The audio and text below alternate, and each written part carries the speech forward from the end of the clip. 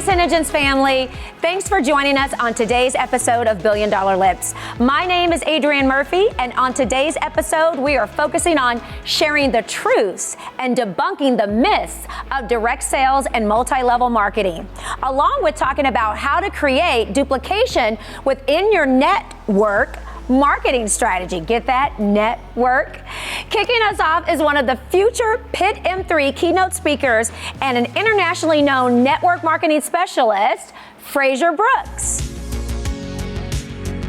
Hey, legends. Frazer Brooks here, coming to you from Dubai, and I'm so fired up that I'm going to be attending your upcoming event. I can't wait to be able to have the chance to be with you all, and we're going to be able to set a lot of you on fire in your network marketing business as well. So for those of you who don't know me, my name is Frazer Brooks. I'm 33 years old, and my network marketing career started in 1987, but I wasn't born until 1988. So I fell in love with the industry of network marketing after my mum and dad thought that MLM stood for Make Love Monthly. In fact, they saw it in a newspaper advertisement, a picture of an Aston Martin sports car with MLM written above it. And my dad thought there was Make Love Monthly, so he picked up the phone and was invited to a presentation, and I was in the room in the womb. So I've grown up around the industry of network marketing. For any of you guys who have got children, I'll be able to relate to the kids' kind of journey, because I've been that kid growing up in the industry.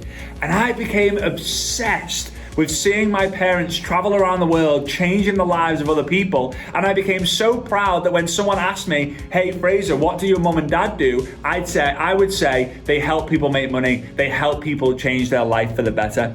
And I was 18 years old, got introduced to it myself. Although I was addicted and obsessed to all the fun stuff, I was so afraid of all the bad side. And what I thought was a bad side was the fear of failure, the fear of rejection, the fear of public speaking, the fear of one day having a team to lead. It wasn't a bad thing about the industry. It wasn't a bad thing about the product. It wasn't a bad thing about my upline, who was my dad, my mum. It was a bad thing about me. It stopped me for such a long time, until one day I realized in order to become limitless, you first of all have to become fearless. I want you to do something for me real quick, real easy. I want you to get into action-taking mode, because I've got something called the one-to-one rule. I'm going to teach it to you right now, because it will have the ability to kind of change your life in many different ways. So the one-to-one rule is very simple. It's simply 1 hour for every hour of personal development you do, you need to do 1 hour of activity. Right? So if you do 1 hour of activity, you need to do 1 hour of personal development. If you do 1 hour of personal development, you need to do 1 hour of activity. So I want you to imagine that I've got to walk to you. Now, because you can't see my feet, because I'm sitting down, I'm going to use my hands, right? So I'm going to walk to you. Now, most people, they do 1 hour of personal development, and then another hour of personal development, and then another hour of personal development, and another hour of personal development, and they get spun. They get to go round and round and round in circles, right? And you might go to a training and be like, wow, this is amazing, this is awesome, this is so cool. And then you leave the event, and on Monday or Tuesday, like a few days after, you're like, what do I do again?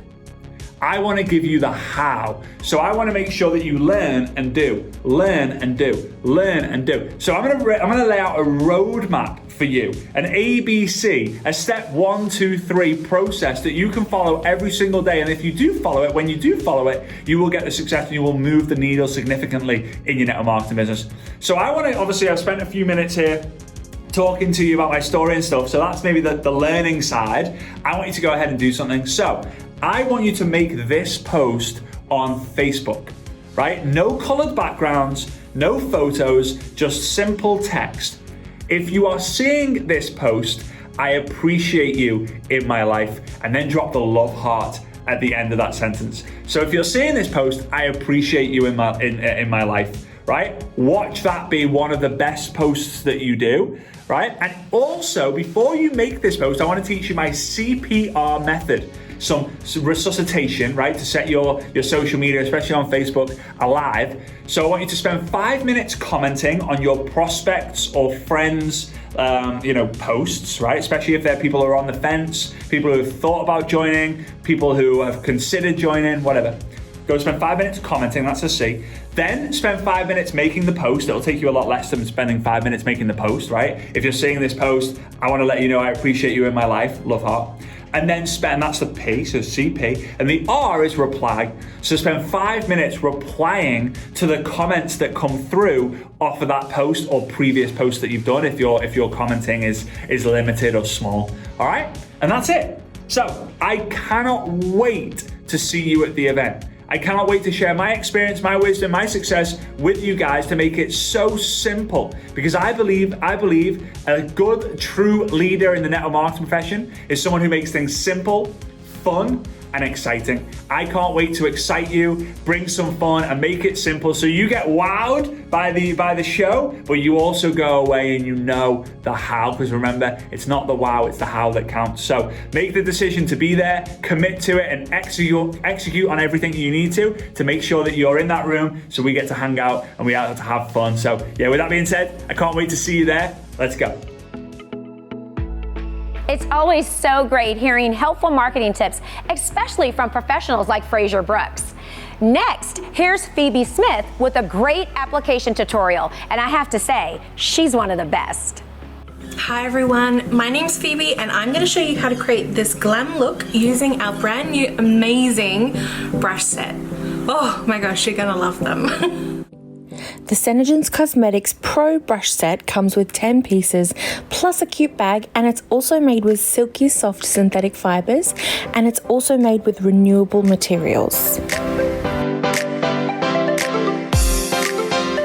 The first step to any good makeup is, of course, good skincare. So we're going to start with Silk, and I'm going to be using the large flat foundation and concealer brush to apply this in a downwards motion.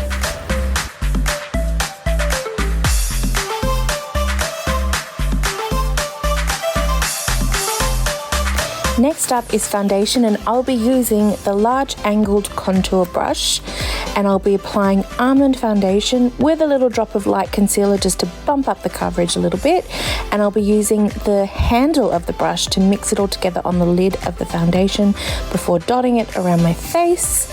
And I'll be using the stipple method, so rather than using a heavy pressure and rubbing it into my skin, you just want to bounce the bristles up and down softly and blend it all over.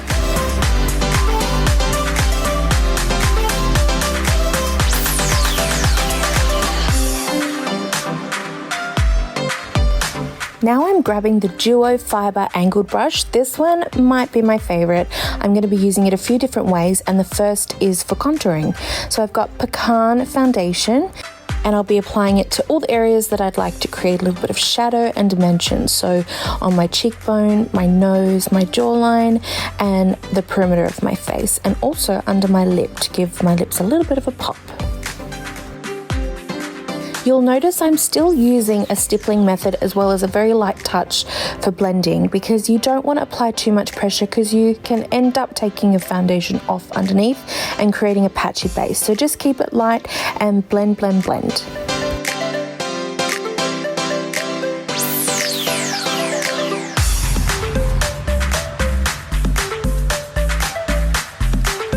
Next, we're concealing, so I'm grabbing the small concealer brush.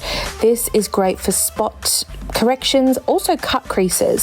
So I'm going to be using light concealer at first and just using the brush to spot conceal any scars or spots that I have, and then go in with my foundation brush and soften those.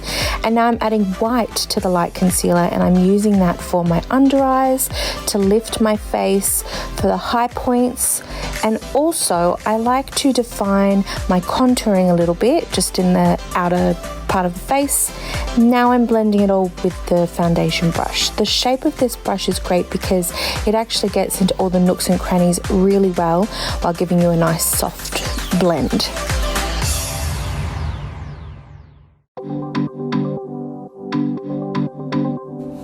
Next up is blush. So I've got Toasted Rose, and I'm going back in with the Duo Fiber Angled Brush, getting it through the bristles really well, and then stippling it into the cheeks, along the cheekbones and across the nose. I told you I'm going to be using this brush a few ways. It is fantastic. Now I'm going to set everything with powder, and of course I'm grabbing the big, fluffy, large blending powder brush. It's so soft and lush, and I'm just going to sweep some powder all over the face, especially in any areas I get oily later in the day. Highlighting might be the actual best part of makeup. So I'm going to be taking the large shader brush. This one is nice and fluffy but still flat, so it's great to take it right on the edge and apply it to the high points of the face. So I like to highlight the cupid's bow, the tip of the nose, the bridge. I also then go in with the foundation brush and just soften those so they're not too intense. And then I also highlight the brow bone, also the inner eye. These are great if you've got smaller eyes like me, or hooded eyes, or just want to make your eyes pop in general. And of course, I'm going back in with that amazing duo fiber brush again. I have cleaned it so it doesn't have blush or contour on it, and I'm going and stippling that on the high points of my cheekbones to really make them pop. Isn't that the best? I love highlight. They say the eyes are the windows to the soul, so the brows just have to be the curtains, right? They're very important. I'm taking the double-ended spoolie and small angle brush to dip into my rustic brown shadow sense. A little bit goes a very long way. And I'm going to be brushing the hair down with the spoolie and then just defining my brows. You want to add a little bit and then just add more as you need it, but a great tip is to use the spoolie to brush the product through the hair so that you don't have too much and it doesn't look too cakey or too heavy. You want to leave the front of your brows till very last with the least amount of product possible, and just do upward strokes to keep them nice and natural and fluffy and not too heavy, and then go in with your concealer brush and just clean up any mishaps.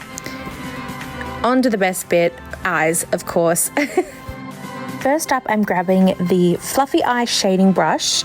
This one is brilliant for any bases or blending out a beautiful transition. So I'm going in with Mulberry in the crease and under the eye, and I'm using the brush to blend it almost all the way up to the brow, also flaring out because I do have a larger bottom of my face, so I like to sort of draw the eyes out, make them look bigger, and then also blending it underneath the eye.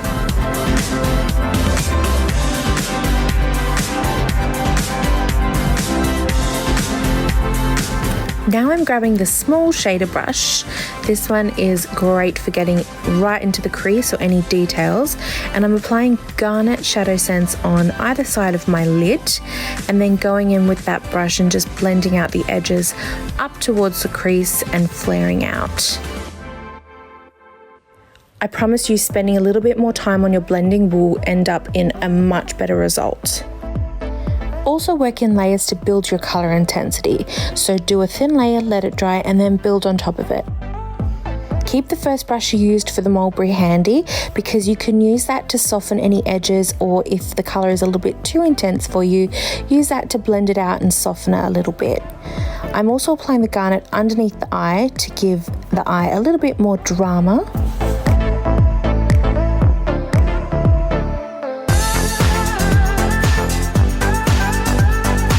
Now I'm grabbing the medium shader brush. This can be used for so many different things. Highlighting the brow bone, applying shimmers on the lid, whatever you want. But I'm applying onyx on either side of my lid, not blending it out as far as I blended the garnet, just concentrating it more on the lid, stopping at the crease. And I'm avoiding the middle of my lid for reasons you'll see in a second.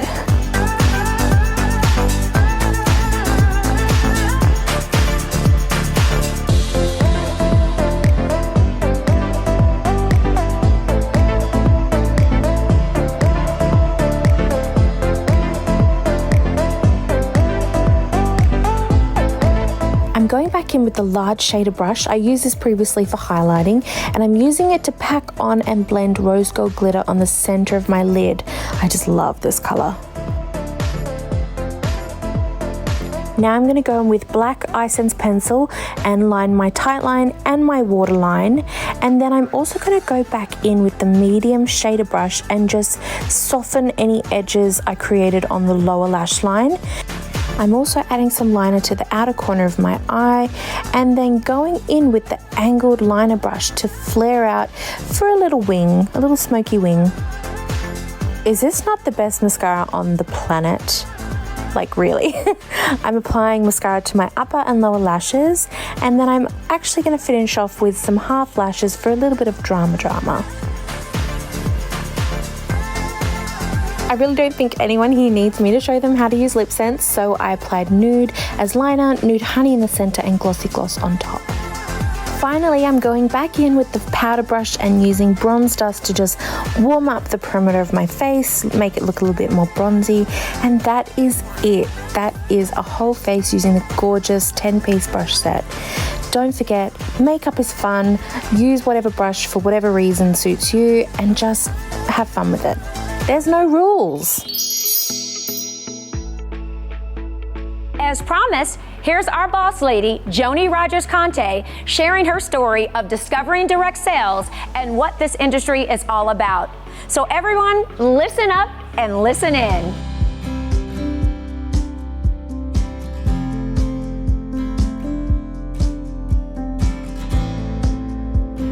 The difference between direct sales and multi-level marketing varies from one company to the next. Sennegence happens to be a direct sales company with an additional multi-level marketing compensation plan for the distributors who choose to build a team.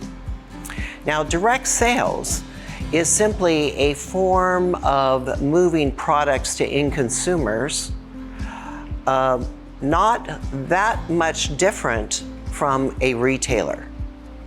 Here's what happens.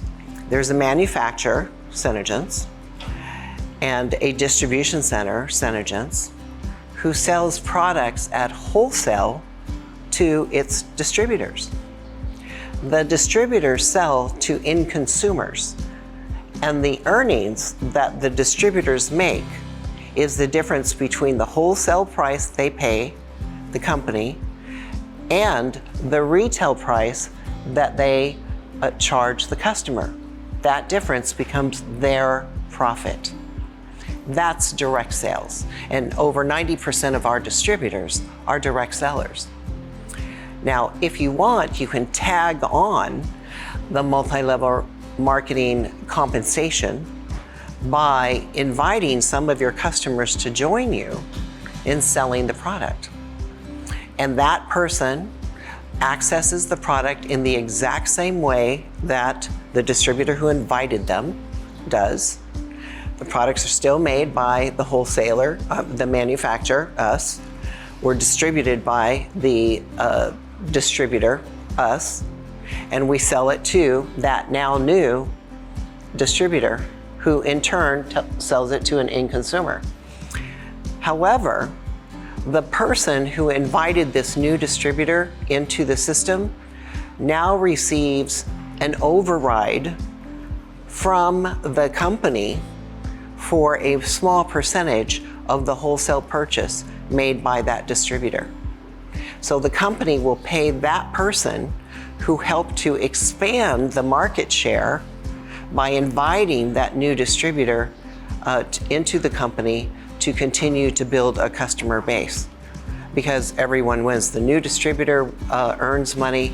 The inviting distributor now earns an override, basically based upon the success of sales and the acquisition of new customers. So it's really a win-win situation in our company. The company keeps 50%, the distributors get 50%, and out of the company's portion within our organization, we pay all the overhead. We pour all of our money into the tools and services that, and of course the product development that an independent distributor requires to run their business. During the years while I was attending college, I worked for a corporation. Now, I had exceptional experiences in the fact that I got to work side by side with my father, who was in a drug chain, and we were building that drug chain from about 12 locations to 300. So you can imagine the kind of experiences you get to live every day as you are meeting with the executives of many, many different kinds of brands and companies, putting together each one of these drug chains, which, by the way, was their main form of distribution, their main way to move products to the end consumers for their particular products. And while I was working there and going to school, two things happened. Number one, in college, I was learning the old way of doing retailing and business. The college books hadn't actually caught up with the new trends and the new findings within building retailers and distribution and manufacturing and moving products from one place to another. So I felt like I was wasting my time. The other thing that I realized, as only one of 2 women on the team doing that, and I was by far 40 years the junior, was that I was not willing to work 7 days a week, 20 hours a day as a young woman to build my career to a level where that perhaps I could be the CEO of one of those companies. In my early 20s, I already knew that I wanted to be a wife and a mother, and to keep that type of pace in order to have what I consider to be a successful career just was not acceptable. So based on those 2 things, my father and I had a heart-to-heart, and I said, Dad, I'm wasting my time at school. We are not learning these things, and I am not going to dedicate my life to those kind of work hours. And he said, well, Joni Ray, if you're not going to get a college education and you don't want to put in those kind of hours, you're on your own. You're going to have to make it on your own. I said, fine. So I quit school and I resigned from his company and I joined direct sales. Now, I joined direct sales because I heard that was the fastest way to learn how to run your own business. And indeed, it was very quick. I did learn how to run a business in direct sales, selling cosmetics, which is of course something that resonated with me, and broke all kinds of company records in the process, not because I'm a great salesperson, but because I was willing to work at it consistently every single day like a career, which at the time, not a whole lot of women were doing. So what I found during that period of time was that I literally fell in love with direct sales because I saw the benefits to teaching women how to run a business out of their home, which offered flexibility so that they could choose to become successful businesswomen and at the same time build a gracious personal life and raise a family. I believe the top 3 myths surrounding direct sales that might be most often spoken of is that direct sales is a get-rich-quick scheme, nobody succeeds, and the products are subpar. So let me just put an end to those myths. Number 1, there is no get-rich-quick. This is an endeavor not made for the weak. In other words, you have got to be willing to put in the hours and the days and the time, not only to learn the skills of an entrepreneur, but to truly get to know yourself and figure out what your strengths are, and then put the work in to learn the other skills that you need to succeed as an entrepreneur. There is great support through your chosen company, but yet the end result is completely up to you. Products and services don't sell themselves. It is you, the individual, who at the end of the day will determine how successful you are or not, which leads me to the next one.